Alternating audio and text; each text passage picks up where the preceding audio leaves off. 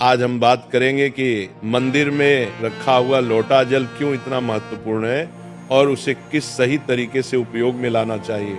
साथ ही हम ये भी जानेंगे कि मंदिर में लोटा किस धातु का होना चाहिए, क्या पीतल, तांबा या कुछ और। कई लोग इस बारे में अनजाने में गलतियां कर देते हैं और बाद में उन्हें पछताना पड़ता है। आज के प्रवचन में हम आपको बताएंगे कि इन गलतियों से कैसे बचें, क्योंकि इससे नुकसान हो सकता है। मंदिर में एक लोटा जल हमेशा सही तरीके से रखना चाहिए। अब बात करते हैं घर के दीपक की। क्या आपको तांबे, लोहे, पीतल, कांसे, स्टील या मिट्टी का दीपक रखना चाहिए? सही दीपक का चुनाव न करने पर भी घर में परेशानियां आ सकती हैं और दीपक की बाती का चुनाव भी जरूरी है। क्या कच्चा कलावा ठीक है या फिर रुई या सूती धागा सही रहेगा? इन छोटी छोटी बातों की अनदेखी से पितृ दोष, शनि दोष, काल सर्प दोष या गरीबी जैसी समस्याएं हो सकती हैं। अब बहुत से लोग ये सवाल पूछते हैं कि मुख्य द्वार पर जल छिड़कने का सही समय और तरीका क्या है? क्या इसे स्नान के बाद करना चाहिए या बिना स्नान के भी किया जा सकता है? और क्या झाजू लगाने से पहले जल छिड़कना चाहिए या बाद में? एक और सवाल जो अक्सर पूछा जाता है वो है, क्या मासिक धर्म के दौरान मुख्य द्वार पर जल छिड़क सकते हैं या दीपदान कर सकते हैं? और जब मुख्य द्वार पर जल चढ़ाएं तो इसे अंदर की तरफ से चढ़ाएं या बाहर की तरफ से? फ्लैट या किराए के घर में रहने वाले लोग भी पूछते हैं कि मुख्य द्वार पर दीपदान और जल छिड़कने का सही तरीका क्या है। आज की प्रवचन इन्हीं सवालों के जवाब पर आधारित है। सबसे पहले हम ये जानेंगे कि घर के बाहर और अंदर दीपक जलाने के क्या फायदे हैं। खासकर घर के बाहर दीपक जलाने से जो 5 बड़े फायदे होते हैं वो आपको चौंका सकते हैं। भगवान की पूजा में दीपक जलाने का महत्व तो सभी जानते हैं। हिंदू धर्म में देसी घी या सरसों के तेल का दीपक जलाना बेहद शुभ माना जाता है तथा तिल के तेल का दीपक भी जलाया जाता है। लेकिन भगवान के सामने दीप जलाना केवल पूजा का एक तरीका नहीं है, बल्कि घर के अंदर और बाहर दीप जलाने से कई लाभ मिलते हैं। दीपक जलाने से न केवल सकारात्मक ऊर्जा उत्पन्न होती है, बल्कि 5 बड़े फायदे भी मिलते हैं। तो आइए जानते हैं। नंबर 1, पृथ्वी से अंधकार दूर होता है। घर में दीपक जलाने से न केवल घर का अंधकार दूर होता है, बल्कि ये नकारात्मक ऊर्जा को भी घर से बाहर कर देता है। जहां दीपक जलता है वहां सकारात्मक ऊर्जा का वास होता है। स्वाभाविक है कि जहां सकारात्मक ऊर्जा होगी वहां भगवान का भी वास होगा। इसीलिए शाम होने से पहले दीपक जलाना शुभ माना जाता है। तेल से जलने वाले दीपक का असर उसके बुझने के बाद भी आधे घंटे तक बना रहता है, जबकि शुद्ध देसी घी का दीपक वातावरण को करीब 4 घंटे तक सकारात्मक रखता है। नंबर 2, दीपक जलाने का वैज्ञानिक लाभ। जब घर में शुद्ध घी या सरसों के तेल का दीपक जलता है तो उसके धुएं से घर के माहौल में सात्विकता आती है। यह धुआं हानिकारक कणों को नष्ट करता है और वातावरण को शुद्ध बनाता है। नंबर 3, सुख समृद्धि का वास। जिस घर में भगवान के सामने दीप जलाया जाता है वहां माता लक्ष्मी की कृपा बनी रहती है। ऐसे घर में सुख समृद्धि का वास होता है। दीपक को पूर्व दिशा में रखने से व्यक्ति दीर्घायु होता है और उत्तर दिशा में रखने से धन संपन्नता बढ़ती है। दीपक न केवल घर के अंधकार को दूर करता है, बल्कि हमारे जीवन को भी प्रकाश की ओर ले जाता है। नंबर 4, बीमारियों को दूर भगाने में मदद। घर में दीपक जलाने से बीमारियां आसपास नहीं भटकती। परिवार के सभी सदस्यों को स्वास्थ्य लाभ मिलता है। खासकर अगर दीपक के साथ एक लौंग भी जला दी जाए तो इसका असर 2 गुना हो जाता है। यह त्वचा संबंधी बीमारियों को दूर करने में मदद करता है।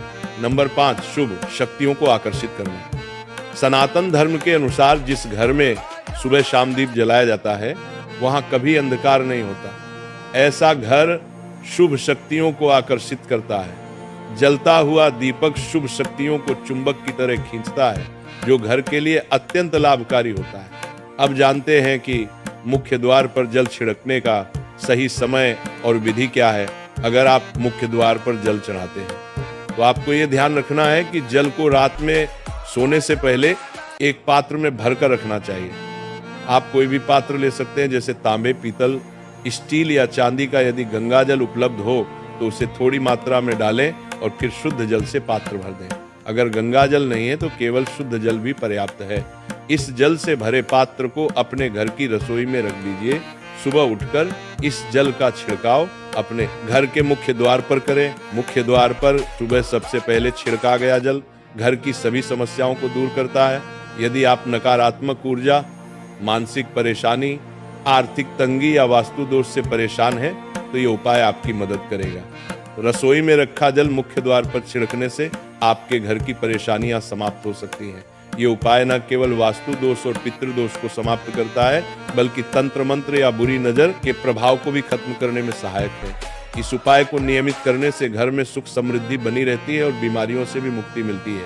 आपको ये जल सूर्योदय से पहले मुख्य द्वार पर छिड़कना चाहिए। अगर सूर्योदय के बाद आप मुख्य द्वार को अन्य जल से धोना चाहे तो ये कोई समस्या नहीं है, लेकिन ये विशेष जल सूर्योदय से पहले ही छिड़क दिया जाना चाहिए। अब कई लोग पूछते हैं कि क्या ये जल छिड़कने से पहले स्नान करना जरूरी है या बिना स्नान किए भी इसे किया जा सकता है। देखिए, जो जल हम सुबह मुख्य द्वार पर छिड़कते हैं वो एक महत्वपूर्ण उपाय है। इसे स्नान करने के बाद करना आवश्यक नहीं है। सुबह जल्दी उठें, सबसे पहले रसोई में जाएं और पहले से रखे जल को लेकर मुख्य द्वार पर जाएं, मुख्य द्वार खोलें और इस जल का छिड़काव करें। जल छिड़कते समय अपने पितरों और माँ लक्ष्मी का ध्यान जरूर करें। ऐसा कहा जाता है कि सुबह सुबह माँ लक्ष्मी हर घर के द्वार पर आती है। जिन घरों के द्वार खुले होते हैं और जहां जल का छिड़काव किया गया होता है वहां माँ लक्ष्मी प्रवेश करती है। जल छिड़कते समय अपने मन में माँ लक्ष्मी से प्रार्थना करें, माँ लक्ष्मी कृपया मेरे घर में प्रवेश करें, मैं आपका स्वागत करने के लिए तैयार हूँ। इसके बाद पितरों का ध्यान करें, क्योंकि घर की दहलीज को पितरों का वास स्थान माना जाता है। जब आप दहलीज पर जल छिड़कते हैं तो पितर प्रसन्न होते हैं और उनका आशीर्वाद आपको मिलता है। स्नान करने की आवश्यकता नहीं है, आप बिना स्नान किए भी ये कार्य कर सकते हैं। अब आपके अगले प्रश्न की बात करें, क्या जल का छिड़काव झाड़ू लगाने के बाद करना चाहिए या पहले? इसका उत्तर यह है कि सुबह उठने के बाद सबसे पहला कार्य जल का छिड़काव करना चाहिए। इसके बाद आप झाड़ू लगा सकते हैं। सुबह उठते ही सबसे पहले बिस्तर पर बैठकर अपने दोनों हथेलियों को देखें और माँ लक्ष्मी का ध्यान करें। यदि चाहे तो निम्न मंत्र का उच्चारण कर सकते हैं। कराग्रे वस्ते लक्ष्मी कर मध्य सरस्वती कर मूल तू ब्रह्मा प्रभाते कर दर्शनम। फिर दोनों हाथ जोड़कर देवी देवताओं को प्रणाम करें। इसके बाद हाथ से धरती को स्पर्श कर प्रणाम करें और धीरे से अपना दाहिना पांव जमीन पर रखें। फिर रसोई में जाकर जल लें और मुख्य द्वार पर जल छिड़कें। जल छिड़कते समय माँ लक्ष्मी और पितरों का ध्यान अवश्य करें। उसके बाद आप अपने घर के अंदर आकर अपनी दिनचर्या जैसे झाड़ू लगाना, स्नान करना आदि कर सकते हैं। अब कुछ लोगों का यह सवाल होता है कि क्या जल छिड़कने के बाद मुख्य द्वार की सफाई की जा सकती है? तो हाँ, आप ऐसा कर सकते हैं। पहले रसोई में रखा जल मुख्य द्वार पर छिड़क दें। इसके बाद अतिरिक्त पानी लेकर मुख्य द्वार की अच्छे से सफाई झाड़ू या पानी से कर सकते हैं। कुछ लोग पूछते हैं कि अगर वे फ्लैट या किराए के कमरे में रहते हैं तो जल का छिड़काव और दीपदान कहाँ करें? तो इसका उत्तर यह है कि आप जहां रहते हैं वहां के मुख्य द्वार को ही माने। मतलब जिस दरवाजे पर आपका नाम लिखा हो या नेम प्लेट लगी हो वही जल छिड़कें और दीपदान करें। अगर आपके पास एक ही कमरा है तो कमरे के दरवाजे को मुख्य द्वार माने और वहीं पर यह उपाय करें। अब अगला सवाल यह है कि क्या मासिक धर्म के दौरान मुख्य द्वार पर जल छिड़का जा सकता है और दीपदान किया जा सकता है? जल छिड़कने के लिए मासिक धर्म का कोई असर नहीं होता। आप जल छिड़क सकती हैं, लेकिन दीपदान कार्मिक पूजा में आता है जो बिना शुद्धता के नहीं किया जा सकता। इसका मतलब यह है कि मासिक धर्म समाप्त होने के बाद ही दीपदान करें। इसके अलावा कुछ लोग पूछते हैं कि मंदिर में जल रखना जरूरी है या नहीं और रखा हुआ जल क्या करना चाहिए। तो शास्त्रों के अनुसार घर के मंदिर में एक लोटा जल रखना बहुत जरूरी है। जल ऊर्जा को संचित करता है। जब आप पूजा करते हैं, मंत्र जपते हैं या भगवान से प्रार्थना करते हैं तो इन सभी की ऊर्जा उस जल में समाहित हो जाती है। यही कारण है कि मंदिर में जल रखना आवश्यक है। सुबह की पूजा के दौरान एक लोटा जल मंदिर में रखें और दीपक जलाएं।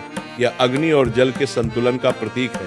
पूजा के बाद इस जल का उपयोग शुभ कार्यों में करें, जैसे पौधों में डालना या घर में छिड़काव करना। यह सकारात्मक ऊर्जा को बढ़ाता है। सुबह की पूजा के समय हम मंदिर में जल रखते हैं। अगली सुबह जब आप पूजा करने जाते हैं तो सबसे पहले उस जल का उपयोग करें। आप पूरे घर में उस जल का छिड़काव कर सकते हैं। ये जल आपके घर को शुद्ध करता है क्योंकि ये सकारात्मक ऊर्जा से भरा होता है। इससे कई बीमारियां भी दूर हो जाती हैं और घर में नकारात्मक ऊर्जा का प्रवेश नहीं होता। अगर आप नियमित रूप से इस जल का छिड़काव करते हैं तो आपके घर की समस्याएं धीरे धीरे खत्म हो जाती हैं। कभी कभी लोग ये शिकायत करते हैं कि दवाइयां असर नहीं करती। ऐसे में अगर दवाइयों के साथ साथ रोगी को इस जल से पानी दिया जाए तो दवाइयाँ जल्दी असर करने लगती हैं। इसी तरह अगर परिवार में कलह और झगड़े रहते हैं तो परिवार के सभी सदस्य इस जल को थोड़ा थोड़ा पी सकते हैं। इससे धीरे धीरे सकारात्मक विचारों का प्रवाह शुरू होता है और घर में शांति और समन्वय आता है। अगर आपका कोई व्यापार है या दुकान है तो इस जल का थोड़ा सा छिड़काव वहाँ भी करें। ये आपके व्यापार को सफल बनाता है और किसी भी तरह की परेशानी से बचाता है, क्योंकि यह जल बेहद सकारात्मक ऊर्जा से भरा होता है। अब बात करते हैं कि मंदिर में जल क्यों रखा जाता है। जल को अमृत माना जाता है और यह देवी देवताओं के लिए विशेष महत्व रखता है। मंदिर में 1 लोटा जल रखना उतना ही आवश्यक है जितना कि आप रोजाना भोजन करते हैं। जब हम भगवान की पूजा करते हैं तो तांबे या पीतल के पात्र में 1 लोटा जल जरूर रखना चाहिए। ये जल एक सागर की तरह होता है और हमारे जीवन के दुखों को समाप्त करने में मदद करता है। यदि कोई व्यक्ति भगवान को रोजाना भोजन नहीं कर सकता तो वो मंदिर में 1 लोटा जल रख सकता है, जिससे उसकी पूजा पूरी होती है, ताकि भगवान इसे ग्रहण करें और ये जल रूपी प्रसाद अगले दिन सुबह आप प्रसाद समझकर ग्रहण करें। लेकिन याद रखें, मंदिर में रखा जल कभी भी तुलसी में अर्पित नहीं करना चाहिए, क्योंकि यह जल सभी देवी देवता ग्रहण करते हैं। हाँ, अगर आपके घर में लड्डू गोपाल या राधा कृष्ण हैं और आप 1 लोटा जल उनके लिए अर्पित करते हैं तो आप अगले दिन यानी सुबह के समय वो जल तुलसी में चढ़ा सकते हैं। मंदिर में रखा जल अगले दिन यानी सुबह अपनी आंखों को धोने के लिए प्रयोग करें। इससे आंखों की रोशनी बढ़ती है और आंखों की बीमारियां दूर होती हैं। शास्त्रों के अनुसार जो लोग मंदिर में 1 लोटा जल भरकर नहीं रखते उनके घर में अकाल पड़ जाता है, घर की स्थिति खराब हो जाती है, परिवार में मुसीबतें आ जाती हैं और गरीबी का सामना करना पड़ता है। आप चाहे तो 1 लोटा जल में फूल आदि डालकर रख सकते हैं, जो बहुत शुभ माना जाता है। मंदिर में रखा जल का एक और उपयोग ये है कि इसे घर की रसोई में, खाना बनाने में या पीने में भी प्रयोग कर सकते हैं। लेकिन ये जल तभी इस्तेमाल करें जब आपके घर में सात्विक भोजन बनता हो। अगर लहसुन या प्याज का इस्तेमाल होता है तो इस जल का प्रयोग खाना बनाने में नहीं करें। इस जल को परिवार के सभी सदस्य थोड़ी मात्रा में पी सकते हैं और बचा हुआ जल आप घर के पौधों में डाल सकते हैं। ये जल व्यर्थ नहीं होता, इसके बहुत सारे उपयोग होते हैं। अगर हम सही तरीके से इसका प्रयोग करें तो ये हमारे जीवन की परेशानियां को सुलझा सकता है। मंत्रों से अभिमंत्रित विप्ताराम को मंत्रों से अभिमंत्रित जल बहुत शक्तिशाली होता है और हमारे घर के मंदिर में रखा जल देवताओं का आशीर्वाद होता है, क्योंकि वो हमेशा देवताओं के पास होता है।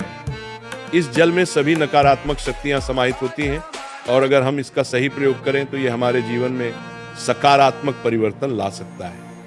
मतलब आप जल को पीने, खाना बनाने, घर में छिड़काव करने में इस्तेमाल करते हैं तो इससे हमारी समस्याओं का समाधान होता है और अगर कोई भी कार्य नियमित तौर पर किया जाता है तो हमें उसका लाभ जरूर मिलता है। कभी कभी करेंगे तो उतना लाभ दिखाई नहीं देगा, लेकिन अगर आप नियम बना ले कि हर रोज उसी जल से घर में छिड़काव करना है, घर के हर व्यक्ति को थोड़ा थोड़ा पीने के लिए देना है, बचा हुआ जल पौधों में डालना है, दुकान पर छिड़कना है, व्यापारिक स्थल पर छिड़काव करना है, बच्चों की किताबें और तिजोरी में छिड़काव करना है, तो आपको निश्चित ही चमत्कार देखने को मिलेगा। इसी तरह से जो रसोई में रखा हुआ जल होता है उसका छिड़का आप अपने घर के मुख्य द्वार पर रखें तो इसका लाभ बहुत जल्दी दिखाई देगा। लेकिन इसे अपने रूटीन में शामिल करना होगा और प्रतिदिन नियम से ये कार्य करना होगा, तभी आपको लाभ मिलेगा। कई लोगों के सवाल होते हैं कि मंदिर में रखा जल जब हम अगले दिन उठाते हैं तो उसमें कभी कभी कीड़े मकोड़े पड़ जाते हैं, तो क्या हम उससे ढक सकते हैं? हाँ, आप उसे पूजा के बाद किसी प्लेट या कटोरी से ढक सकते हैं। जब आप अगले दिन उस जल को उठाएंगे तो वो बिल्कुल शुद्ध और साफ सुथरा होगा। आप इस जल का प्रयोग किसी भी कार्य में कर सकते हैं। जब भी आप घर के मुख्य द्वार पर जल छिड़काव करें तो गणेश जी का मंत्र ओम गणपतये नमः जरूर बोलें और जो हमने आपको वीडियो में बताया है उसे ध्यान से समझकर अपने घर के मुख्य द्वार पर जल का छिड़काव करें। अब जानते हैं कि दीपक किस पदार्थ का होना चाहिए, लोहे का, तांबे का, पीतल का, कांसे का, स्टील का या मिट्टी का। आखिर घर में कौन सा दीपक रखना शुभ माना जाता है? अगर गलती से भी घर में गलत पदार्थ का दीपक रखा है तो पूरा घर अस्त व्यस्त हो जाएगा, कंगाल हो जाएगा और बर्बाद हो जाएगा। देखिए, स्टील के दीपक में पूजा करने से घर में शनि को नाराज किया जाता है। लोहे के दीपक से भी पूजा नहीं करनी चाहिए, क्योंकि इससे घर में गरीबी आ जाती है। बाजार में लुभाने के लिए कांच के दीपक भी आ गए हैं, लेकिन बिल्कुल भी गलती से भी घर में कांच का दीपक ना लाएं, नहीं तो राहु केतु आपके घर में आ सकते हैं और घर बर्बाद हो सकता है। कांच का दीपक शनि और राहु को नाराज करता है। तांबे का, पीतल का और मिट्टी का दीपक धन की देवी लक्ष्मी को आकर्षित करता है। घर में कोई भी अन्य प्रकार का दीपक लाना सही नहीं माना जाता। पीतल और मिट्टी के दीपक को शुभ और मंगलकारी माना जाता है, क्योंकि यह शनि और राहु केतु को प्रसन्न रखता है। साथ ही मंगल ग्रह का भी असर कम करता है। कच्चा कलवा और रुई से जलने वाला दीपक सर्वोत्तम होता है। जो लोग सूती धागे से हाथ पर बांधने वाली बाती तैयार करते हैं, उनके घर में समस्याएं और गरीबी आ सकती हैं। रुई और कच्चा कलवा का दीपक ही शुभ माना जाता है। अब जानते हैं मंदिर में घंटी क्यों बजाई जाती है? शंकर के मंदिर में घंटी बजाने का उद्देश्य क्या है? तालियां बजाई जाती है। शास्त्रों के अनुसार जब भी आप मंदिर या घर में घंटी बजाते हैं, तो शिव महापुराण, लिंग पुराण और विष्णु पुराण में कहा गया है कि घंटी का नाद करते ही जितने तीर्थ हैं, साधक जो साधना कर रहे हैं, जप और तप हो रहे हैं, जितने दान किए जा रहे हैं, उन सभी पुण्यों का फल उस समय आपके खाते में जमा हो जाता है। अब मंदिर में ताली बजाने का महत्व भी समझे।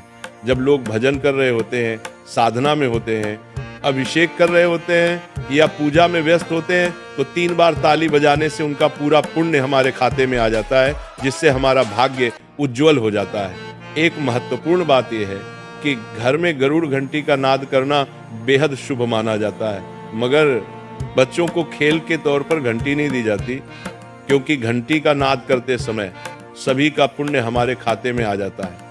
इसलिए घंटी का नाद केवल पूजा और भजन के समय ही करना चाहिए, इसे खेल खिलौने के रूप में न लें। मंदिर में घंटी बजाने का तरीका भी महत्वपूर्ण है। यह हमेशा प्रेम और श्रद्धा से बजानी चाहिए, न कि जोर जोर से। कई बार लोग मंदिर का पट बंद होने के बाद भी घंटी बजा देते हैं, जिससे पाप लगता है। अगर भगवान मंदिर में विश्राम कर रहे हैं तो उसे समय घंटी बजाना घोर पाप माना जाता है। मंदिर बंद होने पर घंटी को रस्सी से बांध दिया जाता है ताकि वह न बजे। घंटी बजाने का सबसे शुभ समय सुबह 4 बजे से लेकर 11 बजे तक होता है, क्योंकि यह समय अत्यंत मंगलकारी होता है। इसके अलावा शाम 6 बजे से रात 11 बजे से पहले भी घंटी बजाई जा सकती है। रात 12 बजे के बाद मंदिर के पट बंद कर दिए जाते हैं और देवी देवता विश्राम करते हैं। इस समय घंटी बजाना पुण्य के बजाय पाप का कारण बन सकता है। आज की प्रवचन आपको कैसी लगी, कृपया कमेंट करके हमें बताएं। अगर आप माता लक्ष्मी का सम्मान करते हैं तो एक लाइक जरूर करें और हमारे चैनल को सब्सक्राइब करके कमेंट में जय माता लक्ष्मी जरूर लिखें। धन्यवाद।